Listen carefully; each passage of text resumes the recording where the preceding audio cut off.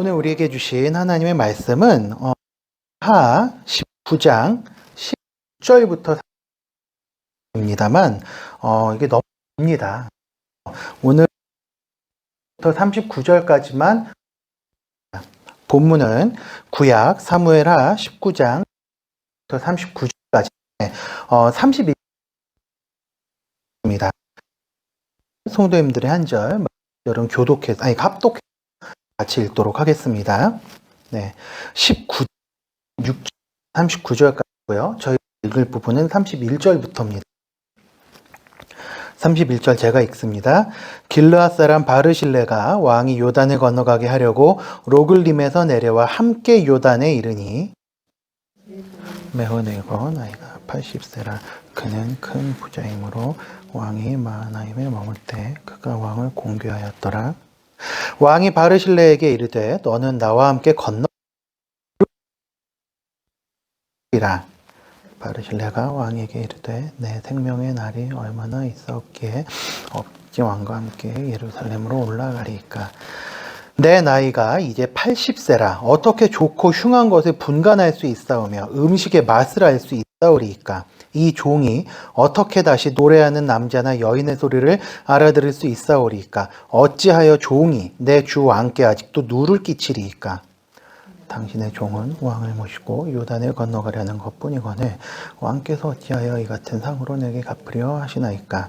청하건대 당신의 종을 돌려보내옵소서. 내가 내 고향 부모의 묘 곁에서 죽으려 하나이다. 그러나 왕의 좀 김함이 여기 있사오니 청하건대 그가 내 주 왕과 함께 건너가게 하시옵고 왕의 처분대로 그에게 베푸소서 하니라.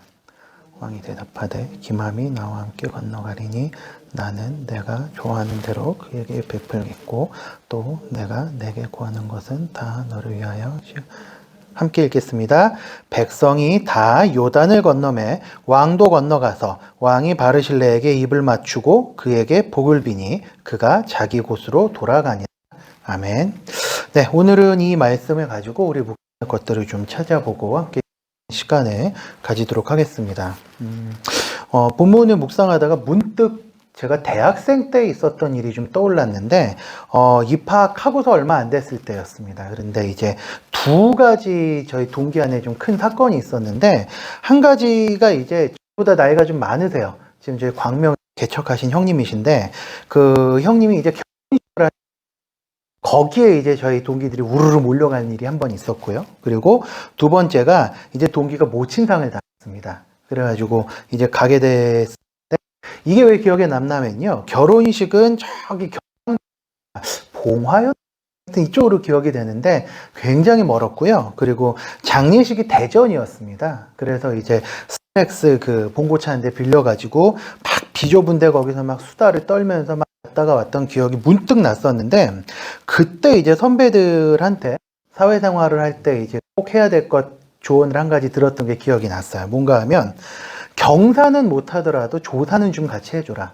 이 얘기를 그때 선배들한테 많이 들었었던 기억이 납니다. 그래서 지금도 사실 원칙으로 애경사 중에서 이제 뭐 사역이랑 겹치지 않는 학원에서 이제 경사는 같이 못 가더라도 조사는 어떻게든 좀 참여해주고 싶어서 좀 이렇게 움직이는 원칙이 됐는데 지난주에 제가 이번에 밤기도회를 이렇게 해서 말씀을 전하면서 위기를 그 사람 라는 이야기를 우리 성도님들과 나누었었던 기억이 났습니다. 그런데 위기를 겪게 되면 우리가 어떤 사람의 진짜 모습을 보는 반대로요.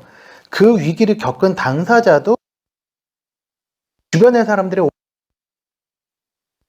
굉장히 이거는 공감을 하십니다. 우리 자신에게 어려움이 닥쳤을 때 우리 주변 사람들이 보여준 반응을 보면서 아, 이 사람은 이렇구나. 저 사람은 그렇구나 라면서 좀 그런 그 반응들을 옥석 이 사람은 어떻고 이런 것들이 좀 가려지더라는 것이죠. 오늘 본문이 딱 그 이야기입니다. 우리가 지금 계속해서 사무엘하를 묵상을 하고 있습니다. 그런데 사무엘하 11장을 기점으로 해서 다윗이 하나님 앞에서 지은 죄로 어떻게 그의 왕국이 계속해서 사건 사고를 경험을 하고 그리고 한 사람이 어떻게 무너지는지를 보고 있는데 보시면 사울과 달리 다윗은 완전히 무너지지 않았다는 모습을 볼 수 있습니다. 왜냐? 하나님의 마음, 하나님을 향하여 다윗의 마음이 온전히 향하여 있었기 때문입니다. 이 압살롬 같은 경우가 그런 경우인데 그 죄악으로 인해서 하나님이 심판을 하신 것인데 다윗은 그저 하나님의 긍휼을 구할 뿐이었고 주변 사람들을 원망하거나 아니면 압살롬을 원망하거나 압살롬과 함께하는 사람들을 죽이겠다거나 하는 그런 마음을 품지 않고 있습니다.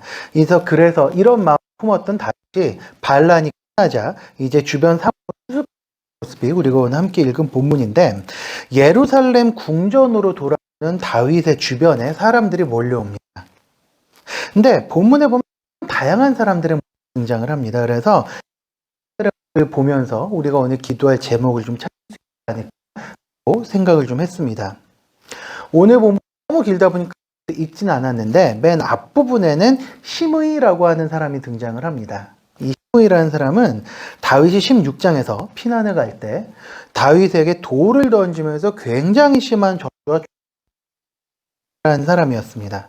근데 이 사람을 제가 보니까 시므이는 하나님의 언약을 보았던 사람 같지는 않습니다. 왜냐하면 다윗이 이렇게 처참히 몽진을 떠나게 된 것이 하나님께 버림을 받은 것이 아니라 다윗의 죄에 대한 하나님의 심판이었기 때문에 그것 때문에 이제 대가지불을 한 그런 상황이었는데 아마 시므이는 그런 것은 관심이 없었던 것 같아요. 그저 권력이 이동을 하니까 저 사람은 이제 다 됐구나. 이제 새 왕을 섬겨야 되겠구나라고 아마 본능적으로 판단을 했었던 것인가 싶습니다. 그래서 그렇게 다윗을 욕을 하고 멸시를 하더니 이제는 다윗에게 달려와서 목숨을 구걸하는 추태를 보이고 있는데 9절입니다. 시므이가 이렇게 얘기합니다.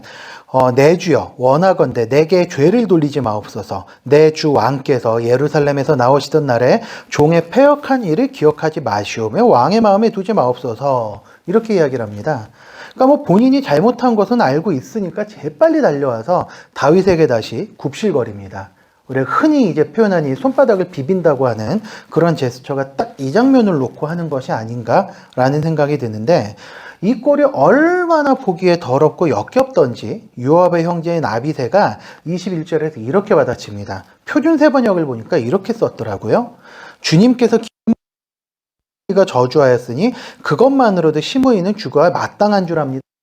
뽑아드는 모습을 봅니다. 그런데 오죽하면 이랬을까요? 그런데 다윗은 일단 용서합니다. 아마 다윗의 주변에도 이런 기회주의자들은 많았었던 것 같아요. 압살롬의 편에 붙어서 일신의 영화를 누리려고 하는 그런 사람들이 상당히 많이 있었을 것입니다. 그런데 다윗은 일단 시므이를 살려두기로 합니다. 왜요? 사사로운 복수보다는 일단 지금 이 왕국에 필요한 것은 안정과 화합이라고 생각을 했기 때문입니다. 하지만 이렇게 했던 시므이는 훗날에 정당한 벌을 받게 됩니다. 본문을 읽다 보면 우리가 또 한 사람의 모습을 발견할 수 있는데 어떻게 보면 한 사람이기보다는 한 사람 그리고 한 사람입니다. 누구냐?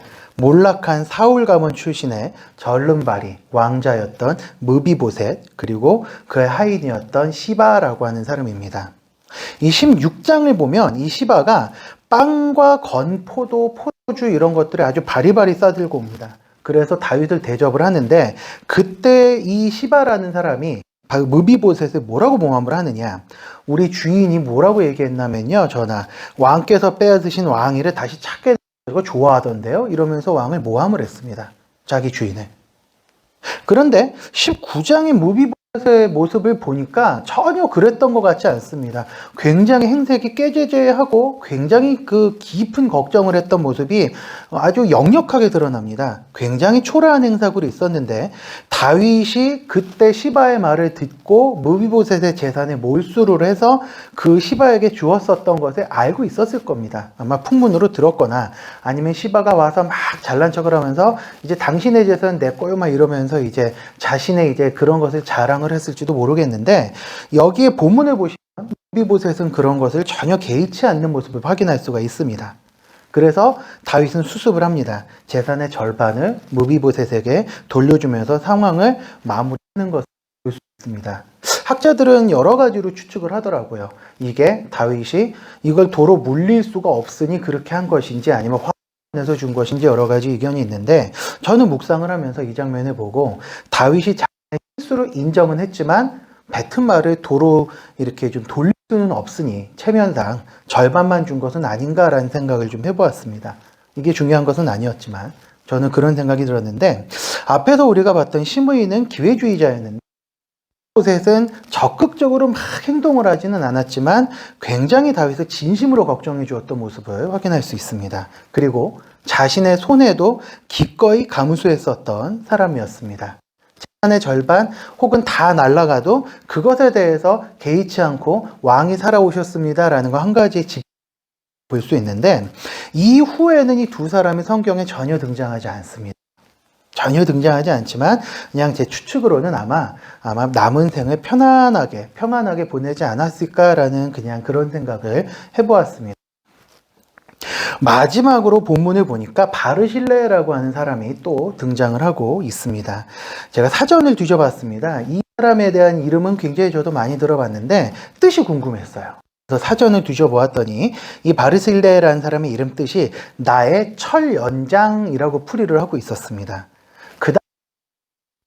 굉장히 귀했던 시대였기 때문에 아마 누군가에게 도움이 되고 쓸모가 있는 사람이다라고 해석을 하면 크게 무리가 없지 않을까라고 생각을 했습니다. 그리고 실제로 본문에 보시면 바르실레는 그 이름답게 참 멋지게 살았던 그런 사람이었습니다.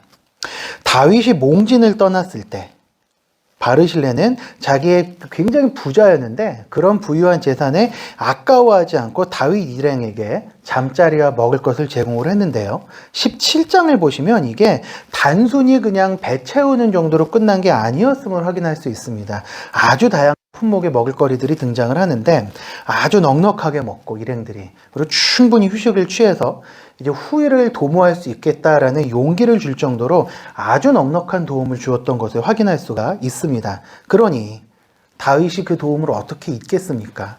그래서 궁궐로 함께 가자고 청하고 있습니다.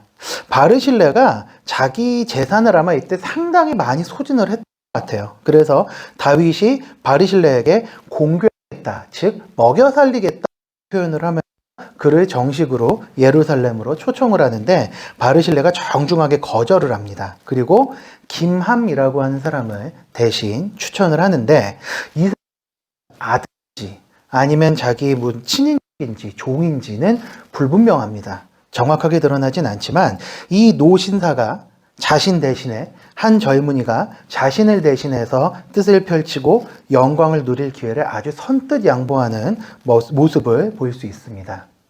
오늘 본문을 통해서 우리는 지금 시므이, 무비보셋, 시바, 바르실레 이 사람들의 모습을 좀 살펴보았습니다. 아마 지금 이 일을 들으면서 주변에 떠오르는 사람이 있을 수도 있다는 생각을 문득 해봤는데 입장을 뒤집어서 생각하면 좋겠습니다. 우리 성도님들은 어떠하십니까? 누구의 모습과 내 모습이 비슷한 것 같으십니까? 사랑하는 성도 여러분, 우리 하나님께서는요, 우리에게 공동체를 허락해 주셨습니다. 그래서 우리가 여러 사람과 더불어서 함께 살아가는데 그래서 사람을 통해서 일하신다는 것입니다.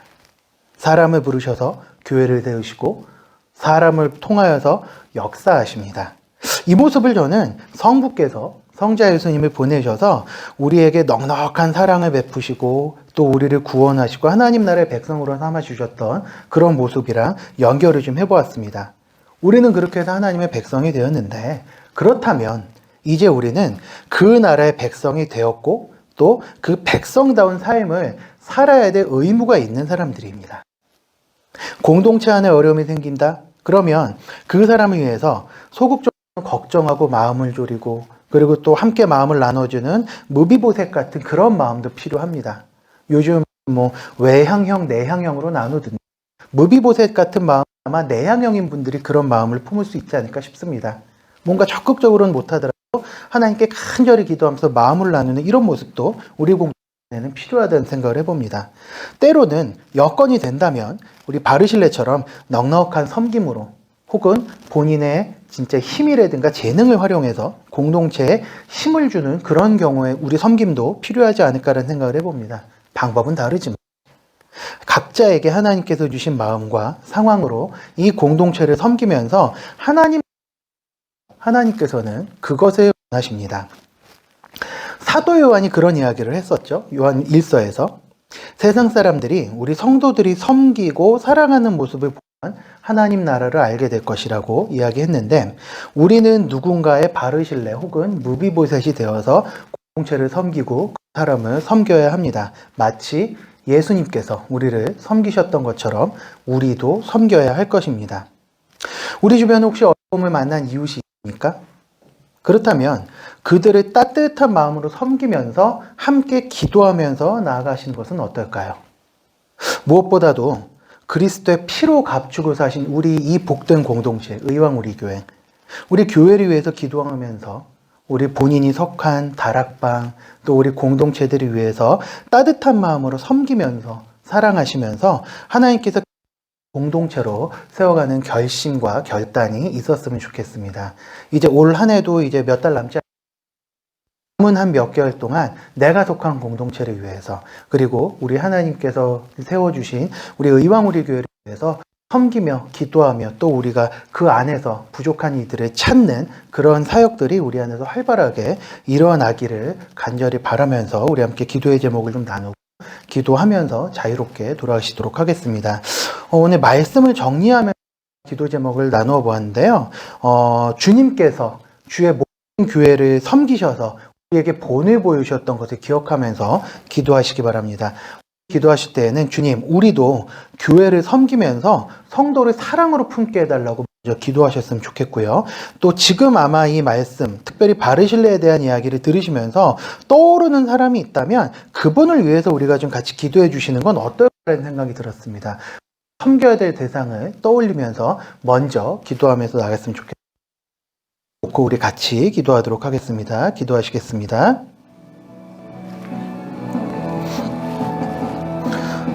그러신 아버지 하나님, 어려움에 처했던 다윗이 그 어려움을 극복하고 돌아오는 과정에서 아버지 하나님 여러 인간 군상을 만나게 됩니다. 아버지 하나님, 우리는 비록 소극적이고 또 우리의 여건과 상황이 여의치 않아서 무비보셋처럼 다윗과 동행하지 못하고 그 자리에서 그저 어려워하고 기도하고 그렇게 그냥 그 자리에서 소극적으로 그냥 다윗을 걱정해 줄 수도 있을 것이고, 또 여건이 된다면 바르실레처럼 통 크게 자신의 재산과 자신의 달란트 여러 가지를 발휘해서 이웃을 섬기는 것도 할 수 있을 줄 압니다. 아버지 하나님, 무엇보다 중요한 것은 우리가 우리 공동체를 섬기고 우리 주변의 어려움에 처한 이웃들을 돌아보면서 그들을 섬김을 통하여서 하나님의 나라를 세워가는 것임을 믿습니다. 아버지 하나님, 이 시간이 아버지 하나님, 우리가 하나님의 말씀을 의지하면서 나아가기 원합니다. 아버지 하나님, 우리가 섬기는 것이 우리 몸에 배게 해주시고 섬기는 것이 익숙해지게 하여 주셔서, 그리하여 해서 우리의 섬김을 통하여서 우리 주변의 어려움에 처한 이웃들에게 우리의 작은 힘이 되고 공동체를 위한 작은 세워가고 하나님 공동체를 세워가는 힘과 능력으로 작용할 수 있도록 주님 은혜를 더하여 주시옵소서. 보다도 하나님 자리에서 원합니다. 하나님 은혜 더하여 주시옵시고, 하나님 피로 값주고 사신 몸된 공동체 우리 교회를 위해서 우리가 섬기며 나아갈 때 하나님 은혜를 주시옵소서. 그리고 아버지 하나님, 우리가 공동체를 섬기는 일에 소홀히 하지 않게 해 주시옵시고, 아버지 하나님, 우리가 처한 우리 지체들을 돌아보면서 나아가기 원합니다. 아버지 하나님, 우리 각 다락방과 우리가 섬기고 있는 봉사, 우리 각 부서, 그리고 우리 전체적으로는 우리 교구와 공동체를 놓고 기도하기 원하고, 또 우리 주변의 이웃들, 특별히 믿지 않는 복음, 하나님의 복음, 또 하나님의 사랑을 전하기 원하오니 아버지 하나님, 섬길 수 있는 때와 시간과 장소와 여건을 허락하여 주시옵소서. 그 작은 섬김으로 하나님께서 역사하실 수 있기를 원하오니 주님 은혜 베풀어 주시옵시고, 오늘도 누군가 흐르고 있는 눈물을 우리의 섬김을 통하여서 주께서 친히 닦아주시기를 원합니다. 주님 함께하여 주시옵소서. 이 시간에는 우리 공동체를 위해서 기도하면서 나아가도록 하겠습니다. 우리 이 시간에는 교회를 위해서 기도하면서 나아갔으면 좋겠습니다. 의왕 우리 교회가 다음 세대를 세우는 공동체가 되도록 기도해 주시기 바랍니다. 우리 교회에 우리 아이들과 유치부, 유년부, 초등부, 중고등부, 청년부에 이르기까지 다음 세대들이 잘 세워지고 또 그 세대들이 복음을 풍성히 누릴 수 있게 달라 기도해 주시기 바랍니다. 특별히 돌아오는 주일 예배를 위해서 기도해 주십시오. 말씀 전하실 담임 목사님과 각 부서 사역자들 그리고 예배를 위해서 섬기고 있는 모든 사역자들 봉사자들을 위해서 기도해 주시고요. 특별히 개인이 속한 다락방에 우리 지체들과 순장님 위해서 기도하시기 바랍니다. 공적인 기도 제목을 남긴 후에 그 각자 개인의 기도 제목을 놓고 기도하신 후에 자유롭게 돌아가도록 하겠습니다. 함께 기도하겠습니다. 아버지 하나님 은혜를 더해 주시옵시고 아버지 하나님께서 역사해 주셔서 아버지 하나님께서 세워주신 우리 몸된 교회 우리가 섬길 수 있는 은혜를 주셨사오니 아버지 하나님이시여 이 시간에는 우리가 다음 세대를 위한 섬김도 특별히 이어나갈 수 있도록 하여 주시옵소서. 아버지 하나님 MZ세대다 다음 세대는 인터넷 세대다 여러 가지 말들이 많고 그들이 하나님에 대해서 잘 알지 못하고 또 교회를 점점 떠나는 현상들이 일어나서 너무나 걱정되고 안타까워하는 움직임들이 많이 있습니다. 아버지 하나님 그러하오냐 아버지 하나님이시여 우리가 그렇다고 해서 걱정만 하지 않게 하시고 무엇보다도 교회를 위해서 섬기고 또 아버지 하나님 그들에게 말씀을 전하는 일이 쉬지 않도록 주님 인도하여 주시옵소서. 아버지 하나님이시여 이 일을 위해서 애쓰고 섬기는 우리 많은 봉사자들 가운데 함께 해주시옵시고 또 아버지 하나님이시여 부모님들 가운데 함께 해주시옵시고 우리 의왕 우리에게 각 부서들을 위해서 하나님께서 은혜를 베풀어 주시기를 원합니다. 유치부, 유년부, 초등부, 중고등부, 청년부에 이르는 다음 세대들이 아버지 하나님의 말씀을 받고 또 주의 복음을 풍성히 누릴 수 있는 은혜를 허락하여 주시옵시고 그리하여서 우리 의왕 우리 교회 안에서 아버지 하나님의 복음이 정말 이 복음이 끊어지지 않도록 복음의 메시지가 끊어지지 않도록 주님 은혜 베풀어 주시고 함께 해주시옵소서. 돌아오는 주일 예배 가운데 함께 해주시오며 말씀 전하실 담임 목사님 가운데 성령 충만함을 부어 주시옵시고 아버지 하나님이시여 그 말씀을 통하여서 수많은 성도들이 위로와 힘을 얻는 그런 예배가 되도록 하여 주시며 각 부서 사역자들의 섬김을 통하여서 하나님께서 동일하게 역사하여 주시옵소서. 아버지 하나님이시여 이번 주일 예배가 하나님께서 기뻐하시는 영광스러운 예배가 될 수 있기를 원하오니 이 일을 위해서 섬기는 각 봉사자들과 각 다락방 순장들 가운데 아버지 하나님께서 함께해 주시기를 원합니다. 주님 함께 하시고 역사하여 주시옵소서.